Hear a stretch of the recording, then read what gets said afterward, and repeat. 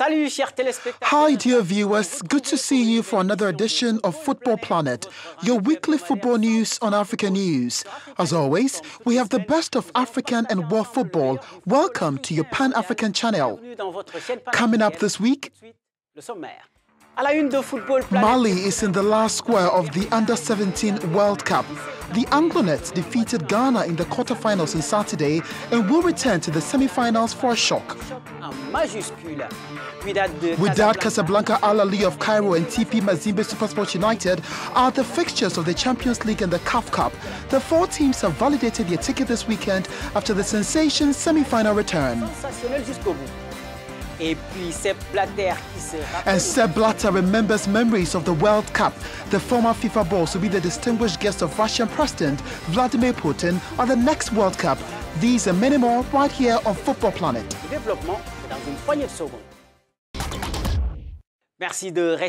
Thank you for staying. Let's begin with the Under-17 World Cup. It was a remake of the last African Cup of Nations. Mali faced Ghana in Saturday's quarterfinal of the competition that was played for 2 weeks in India. Aiglonnets reached the semifinals with a 2-1 win. Amel Nkenga and Victor Moisio report. It was a duel that ensured Africa a place in the Under-17 World Cup semi-finals. And it is Mali that will represent the continent after their 2-1 victory on Saturday over Ghana. The Ghanaians conceded their first goal thanks to a 15th-minute power strike by Malian starlet Haji Drame.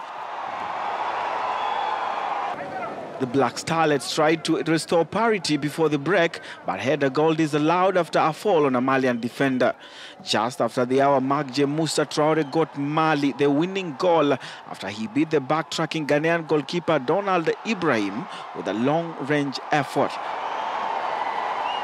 And with 20 minutes to go, Ghana halved the deficit after substitute Sadiq Ibrahim was fouled in the Malian box, but in the end the Eaglets held on to secure a second appearance in the last four of an Under-17 World Cup in as many tournaments.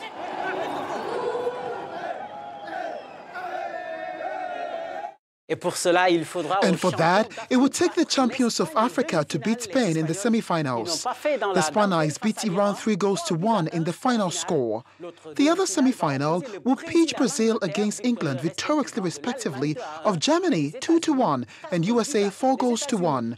The United States evolved precisely around the glory of African football legend George Weah.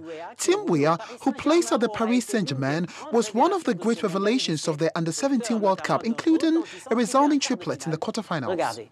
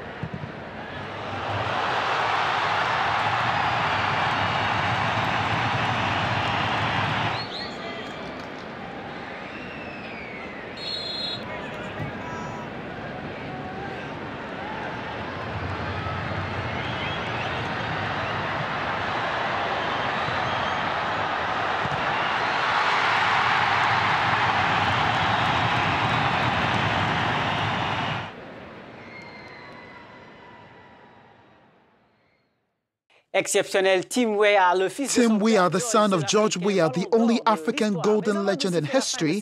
But before wrapping up on the World Under-17, Niger is to find the coach of MENA Cadet, eliminated in the 8th finals. But this is a historic performance for the team as it was his first participation. A big satisfaction, but also many lessons as indicated by Soumaila Timogo.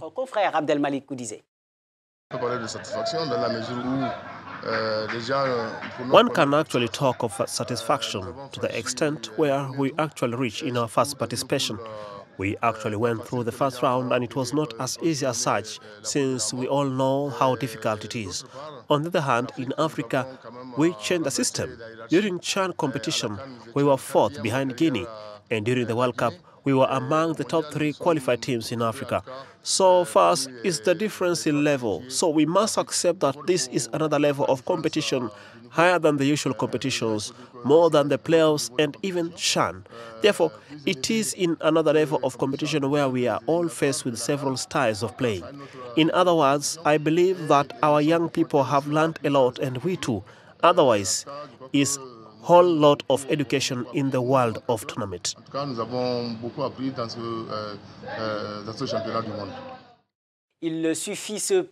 It's not enough to just learn, but to take the opportunity to stay at the top, which is perhaps the most difficult. Let's hear what Soumaila Temogo thinks of Abdelmalik Koudize.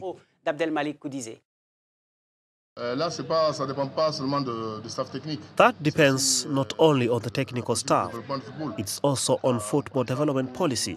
Anyway, what we want is that these young children should be maintained. They must play in various centers to prepare them for the African Cup Under 19, which is expected in 2019. I believe that if the team is maintained and strengthened, I believe that in 2019 there will also be a good benefit to us.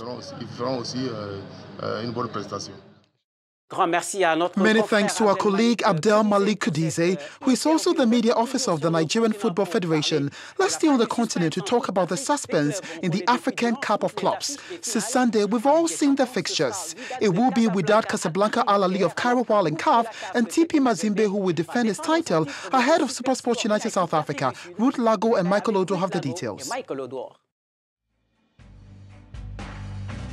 They have not featured for over 3 years in the African Champions League since 2013. In this 4th year, the Egyptian giant, the Ahly, are pursuing their 9th title in a match against the Wydad-Al after their last victory 6-2. After Ali Malul opened the scoring for the hosts after just 2 minutes, Walid Azaru took the game away from the Etoile with 3 unanswered goals. With this result, the Egyptians have given a strong signal to their opponent, who are the Moroccans Wydad Casablanca. The Casablanca also thrashed the USM Algiers on Saturday after their victory 3-1. TP Mazembe is also set to defend his title in the CAF Confederation Cup. TP Mazembe secured a 1-0 against FUS in Rabat.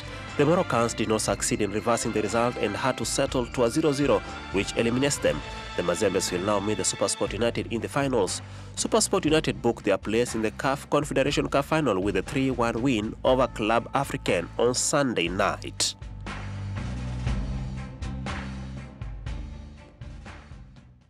Let me remind you that the first and second finals of the competitions will be played on 27th October for the Champions League and 17th November for the CAF Cup respectively. En Algérie, c'est maintenant officiel. Rabah Madjer a été installé jeudi dans ses nouvelles fonctions de In Algeria, it's now official. Rabah Madjer was installed Thursday as coach of the Phoenix. And a huge sight awaits the Algerian football star, who must endeavour to qualify for CAN 2019. It could be recalled that this is the 4th time that the FC Porto striker has held the position. C'est la 4e fois que l'ancien attaquant du FC Porto occupe ce poste. Je vous l'annonçais en titre, l'ancien FIFA President Sepp Blatter will be at the 2018 World Cup at the invitation of Vladimir Putin. It's a sign of gratitude from the Russian president to one of his friends who made the Russian bid for the organization of the next World Cup before being ousted by FIFA. William Bayiha and Michael Dibi have more. William Bayiha, Michael Dibi. FIFA's ex-president Sepp Blatter has announced he will go to next year's World Cup in Russia at the invitation of President Vladimir Putin, despite being banned from football. Blatter and ex-UEFA head Michel Platini will both be welcome to attend the 2018 Soccer World Cup in Russia as old friends of Russian President. A Kremlin spokesman said Russia will be happy to see Blatter in Moscow. Blatter told AFP that Platini, who was banned from football over corruption, had also been invited to the tournament by Putin. You know, Soccer World Cup is a big celebration and all guests will be welcome. Of course, old friends will be welcome too. You know that former FIFA President Sepp Blatter and Putin have a long history of friendly relations. Putin knows ex-UEFA head Platini well also, therefore they will be welcome in Moscow. Blatter, who had been president of the Global Soccer Board, FIFA, since 1998, was suspended in 2015 by the association's Ethics Committee. Platini resigned in 2016 as head of governing body of UEFA after losing an appeal against a ban for ethics violations. Platini, banned from football for 4 years, was allowed to attend Euro 2016 matches in his native France, provided he played no official role. Before we leave, a reminder of some results of the weekend in Europe. In Spain, Cedric Bakumbu followed Lionel Messi in the scoring charts. Very fit at the start of the season, the Congolese striker on Saturday scored his 8th legal goal for a 4-0 victory over Villarreal Las Palmas.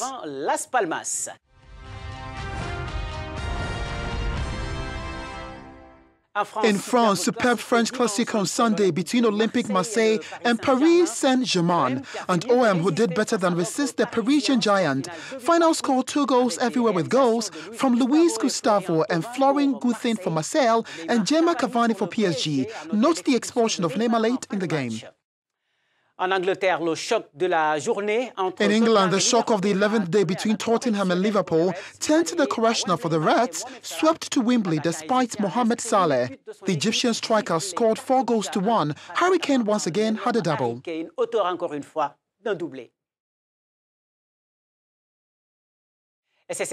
On that note, we end today's show, but there's more on our website, www.africanews.com. Feel free to send your feedback on our Twitter and Facebook pages.